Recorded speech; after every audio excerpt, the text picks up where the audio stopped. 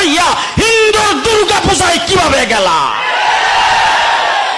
আরে তোমার কি হয়ে গেল? তোমার কি লজ্জা শরম তুমি ধুয়ে ফেলে দিয়েছো? তোমার কি কোনো লজ্জা শরমও নাই? তোমার কি কোনো লজ্জা শরমও নাই? আবার কি সুন্দর বলতেছ, ধর্ম যার যার, উৎসব সবার।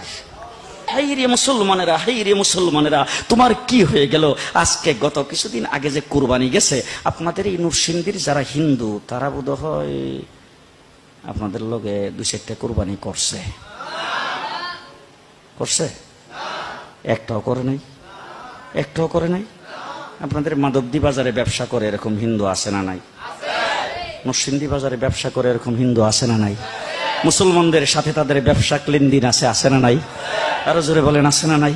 তাইলে আমার যখন কুরবানি আসলো তখন একটা হিন্দু তো একথা বললো না, তাদের সঙ্গে ব্যবসা করি, তাদের সঙ্গে সমাজ করে চলি, তাদের বাজারে বাজার করি, তাদের সঙ্গে লেনদেন করি, তাদের সঙ্গে উঠা বসা করি। তাইলে তো আমরা আমাদের সামনে কুরবানি যখন মুসলমানদের আসছে, তখন ধর্ম যার যার, উৎসব তো সবাই। তারা যখন কুরবানি করে তাদের সাথে আমরাও 2টা কুরবানি দেই। দিছে কোন হিন্দু? জি, আপনার জুমার নামাজ পড়তে বোধ হয়ে আসছে, ঈদের নামাজে তো যাইও, সবে বরাতে তো মোমবাতি দেয়। জি, আজ পর্যন্ত কোনদিন মুসলমানদের উৎসব শবে বরাত একটা হিন্দু মসজিদে দেখার জন্য আসলো না। মুসলমানদের উৎসব শবে কদর একটা হিন্দু কোনদিন চাওয়ার জন্য আসলো না। মুসলমানদের উৎসব রমজান মাসের রোজা একটা হিন্দু কোনদিন তোমার সাথে সমাজ করার জন্য রাখলো না। একটা হিন্দু কোনদিন তোমার ঈদের নামাজে আসলো না। একটা হিন্দু কোনদিন তোমার সাথে জুমার নামাজে অংশগ্রহণ করলো না, তোমাকে দেখার জন্য পর্যন্ত আসলো না। তার কারণ হলো হিন্দুরা মনে করে এটা মুসলমানের উৎসব, আর তুমি মুসলমান হইয়া হিন্দুর দুর্গা পূজায় কিভাবে গেলা? আরে তোমার কি হয়ে গেল? তোমার কি লজ্জা শরম তুমি ধুয়ে ফেলে দিয়েছো? তোমার কি কোনো লজ্জা শরমও নাই?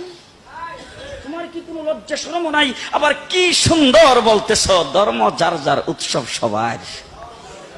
হাই হাই হাই, ও মুসলমান যুবকেরা ভালো করে শোনো, ধর্ম যার যার, উৎসব সবার। তাইলে বিয়া যার যার, বউ তো সবার। জি, বিয়ে যার যার, বউ সবার, পুষ্কুনি যার যার, মাছ সবার, গাছ যার যার, ফল সবার, ক্ষেত যার যার, ফসল সবার, দোকান যার যার, মাল সবার। এখন ঘুমাইছে কি কথা বলেন না কেন? তাহলে আমার